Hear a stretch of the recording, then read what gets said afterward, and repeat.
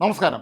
ലോകത്ത് നാല് പാടും ശത്രുക്കളെ കൊണ്ട് നിറഞ്ഞ ഒരു രാജ്യം ഏത് എന്ന് ചോദിച്ചാൽ അതിന് ഒരു ഉത്തരമേ ഉള്ളൂ: ഇസ്രായേൽ. ഇറാൻ എന്ന ഒരു രാജ്യം, അവർ ഊട്ടി വളർത്തുന്ന ഹമാസും ഹിസ്ബുള്ളയും ഹൂത്തി മുതലും പോലുള്ള തീവ്രവാദ സംഘടനകൾ, അങ്ങനെ നിരവധി പേരാണ് ഇസ്രായേലിന് ചുറ്റും അവരെ ആക്രമിക്കാനായി തക്കം പാർത്തിരിക്കുന്നത്, നിരന്തരമായി ആക്രമണം നടത്തുന്നത്. എന്നാൽ ഇത്തരം ആക്രമണങ്ങളിൽ നിന്നൊക്കെ തന്നെ ഇസ്രായേൽ എന്ന ചെറിയ രാജ്യത്തെ എല്ലാ കാലത്തും രക്ഷിച്ചു നിർത്തുന്നത്, ലോകത്ത് പ്രതിരോധ മേഖലയിൽ ഒന്നാം സ്ഥാനത്ത് നിലനിർത്തുന്നതിനൊക്കെ തന്നെ അവർക്ക് ബലമേകുന്നത് അവരുടെ രഹസ്യാന്വേഷണ സംഘടനയായ മൊസാദ് തന്നെയാണ്.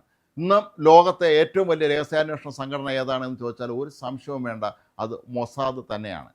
പണ്ടത്തെ കാലത്ത് പലരും അമേരിക്കൻ ചാരസംഘടനയെ CIA പേരാണ് പറഞ്ഞിരുന്നത് എങ്കിൽ ഇന്ന് മൊസാദ് ലോകത്ത് അത്ഭുതങ്ങൾ സൃഷ്ടിക്കുകയാണ്. അവർ ഒരു വ്യക്തി അല്ലെങ്കിൽ ഒരു പ്രസ്ഥാനത്തെ ലക്ഷ്യമിട്ട് കഴിഞ്ഞാൽ ആ ലക്ഷ്യം പൂർത്തിയാകാതെ അവർ മടങ്ങുകയില്ല എന്നുള്ളത് 100% ഉറപ്പാണ്.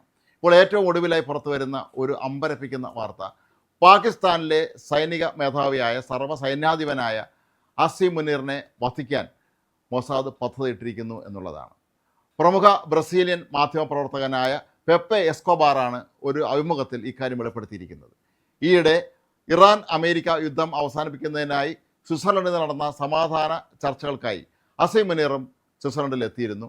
ഇവിടെ വെച്ച് ഇയാളെ വധിക്കാനാണ് ഇസ്രായേൽ പദ്ധതിയിട്ടിരുന്നത് എന്നാണ് ഇപ്പോൾ എസ്കോബാർ വെളിപ്പെടുത്തിയിട്ടുള്ളത്. ഇത് ഇസ്രായേൽ പ്രധാനമന്ത്രി ബെഞ്ചമിൻ നെതന്യാഹുവിൻ്റെ പ്രത്യേക നിർദ്ദേശപ്രകാരം തന്നെയാണ് ഇയാളെ വധിക്കാനായി അവർ തീരുമാനിച്ചിരുന്നത് എന്നാണ് പറയപ്പെടുന്നത്. അസീം മുനീറിനെ വെടിവെച്ചോ അതല്ലെങ്കിൽ ബോംബാക്രമണത്തിലോ വധിക്കാനാണ് മൊസാദ് പദ്ധതിയിട്ടിരുന്നത് എന്നാണ് ഇപ്പോൾ പുറത്തു വരുന്ന വിവരം. ഏതായാലും ഇക്കാര്യം ഇസ്രായേൽ നിഷേധിക്കുകയോ സ്ഥിരീകരിക്കുകയോ ചെയ്തിട്ടുമില്ല.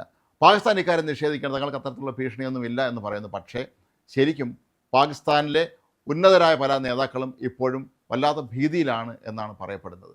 കാരണം മൊസാദ് രണ്ടും കൽപ്പിച്ചിറങ്ങിയാൽ പിന്നെ അവർ ചെയ്യുന്നത് എന്താണെന്നുള്ളത് കാര്യം നമ്മൾ അമ്പരപ്പോടുകൂടി മാത്രമേ നമുക്ക് പിന്നീട് നോക്കിക്കാണാൻ കഴിയുകയുള്ളൂ. അത് ഹമാസിൻ്റെ നേതാക്കളെ വധിച്ച കാര്യത്തിലാണെങ്കിലും, ഇസ്മായിൽ ഹനിയെ പോലുള്ള ആളുകളെ ഇറാൻ്റെ 3 ലെയർ സുരക്ഷാ സംവിധാനമുള്ള സൈനിക ഗസ്റ്റ് ഹൗസിനുള്ളിൽ പോയി വധിച്ചതിൻ്റെ കാര്യത്തിലാണെങ്കിലും, അതുപോലെ ഹിസ്ബുള്ള തലവൻ ഹസൻ നസ്രുള്ളയെ വധിച്ചതാണെങ്കിലും, അയത്തുള്ള അലി ഖമേനിയെ വധിച്ചതിൽ അമേരിക്കയ്ക്കൊപ്പം നിന്നതിനാലും ഒക്കെ തന്നെ അവർക്കറിയാം മൊസാദ് ഒന്ന് തീരുമാനിച്ചാൽ അത് ഉറപ്പായും നടപ്പിലാക്കിയിരിക്കും എന്നുള്ളത് തന്നെയാണ്. പണ്ട് ഒളിമ്പിക്സ് വേദിയിൽ കടന്നു കയറി ഇസ്രായേലി അത്ലറ്റുകളെ വധിച്ച മുഴുവൻ തീവ്രവാദികളെയും ഓരോരുത്തരെയും പിന്നാലെ നടന്ന് കണ്ടെത്തി അവരെ വധിച്ച പാരമ്പര്യമുള്ള ഒരു പ്രസ്ഥാനമാണ് മൊസാദ്. അതുകൊണ്ട് തന്നെ മൊസാദ് ഇനി ഏത് രൂപത്തിലാണ് തങ്ങൾക്ക് നേരെ ആക്രമണം നടത്താൻ വരുന്നത് എന്ന ഭീതിയിൽ തന്നെയാണ് ഇപ്പോൾ അസീം മുനീറും പാകിസ്ഥാനിലെ ഭരണാധികാരികളും. നെതന്യാഹുവിനെ സംബന്ധിച്ചിടത്തോളം അദ്ദേഹം എല്ലാ കാലത്തും വെറുത്തിരുന്ന ഒരു രാജ്യമാണ് പാകിസ്ഥാൻ.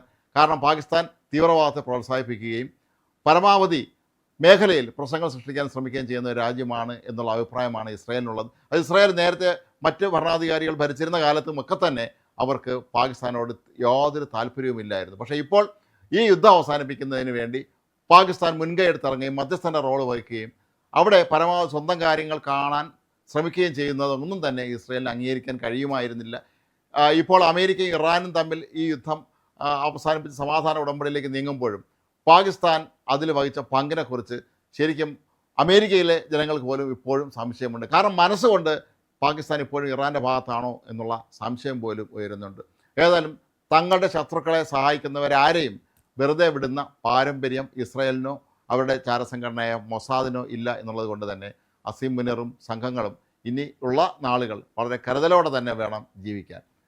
അസീം മുനീറിനെ കുറിച്ച് നമുക്കറിയാം, അയാൾ പാകിസ്ഥാനിലെ ഇപ്പോൾ സർവ്വ സൈന്യാധിപനാണ്. പാകിസ്ഥാൻ ഭരിക്കുന്നത് ഇപ്പോൾ ആരാണെന്ന് ചോദിച്ചാൽ അസീം മുനീർ തന്നെയാണ്. അവിടുത്തെ പ്രധാനമന്ത്രിക്കോ പ്രസിഡന്റിനോ ഒന്നും തന്നെ യാതൊരു റോളും അവിടെ ഒരു കാര്യങ്ങളിലുമില്ല. വളരെ ദുർബലരായ 2 പേരെ തന്നെയാണ് അവിടെ പ്രസിഡന്റും പ്രധാനമന്ത്രിയുമായി സൈന്യം തീരുമാനിച്ച് വെച്ചിട്ടുള്ളത്. അതുകൊണ്ട് തന്നെ അസീം മുനീർ എന്താണോ തീരുമാനിക്കുന്നത് നടപ്പിലാക്കുന്നതാണ് അവിടുത്തെ രീതിയും. അമേരിക്കൻ പ്രസിഡന്റ് ഡൊണാൾഡ് ട്രംപുമായിട്ട് പോലും നേരിട്ട് കാര്യങ്ങൾ ചർച്ച ചെയ്യുന്നത് ഈ അസീം മുനീറാണ്. ഇയാൾ അമേരിക്കയിൽ എത്തുന്ന സമയങ്ങളിലെല്ലാം തന്നെ ഒരു രാഷ്ട്രത്തലവന് നൽകുന്ന രീതിയിലുള്ള വരവേൽപ്പാണ്, അല്ലെങ്കിൽ ആ ഒരു പദവിയാണ് അമേരിക്കയിൽ പോലെ വൈറ്റ് ഹൗസിൽ ഇയാൾക്ക് ലഭിക്കുന്നത്.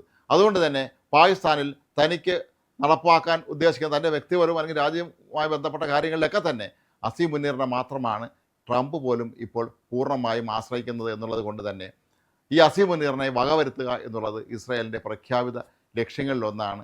ഏതായാലും ഈ വാർത്ത അസീം മുനീറിനെയും അയാളെ അനുയായികളെയും കൂടുതൽ അമ്പരപ്പിക്കുന്നത് തന്നെയാണ്. പാകിസ്ഥാൻ ഇക്കാര്യം നിഷേധിച്ചിട്ടുണ്ട്. അങ്ങനെ അസീം മുനീറിനെയൊന്നും ആർക്കും ആക്രമിക്കാനോ വധിക്കാനൊന്നും കഴിയുകയില്ല എന്നവർ പറയുമ്പോഴും ഉള്ളിൽ വല്ലാതെ അവർ ഭയപ്പെടുന്നുണ്ട് എന്ന് തന്നെയാണ് പറയുന്നത്. കാരണം മൊസാദ് ഏത് രൂപത്തിൽ എങ്ങനെ എവിടെ എപ്പോൾ പ്രത്യക്ഷപ്പെടുമെന്ന് ആർക്കും പറയാൻ കഴിയുകയില്ല. ഇതിലും സുരക്ഷിതരായി ജീവിച്ചിരുന്ന ഒരുപാട് പ്രമുഖരെ നിസ്സാരമായി തീർത്ത് കളഞ്ഞ മൊസാദിനെ സംബന്ധിച്ചിടത്തോളം ഈ അസീം മുനീർ എന്ന പൊളിഞ്ഞുപോയ രാജ്യമായ പാകിസ്ഥാനിലെ സർവ്വസൈന്യാധിപനെന്നും ഒരു പ്രശ്നമേ അല്ല.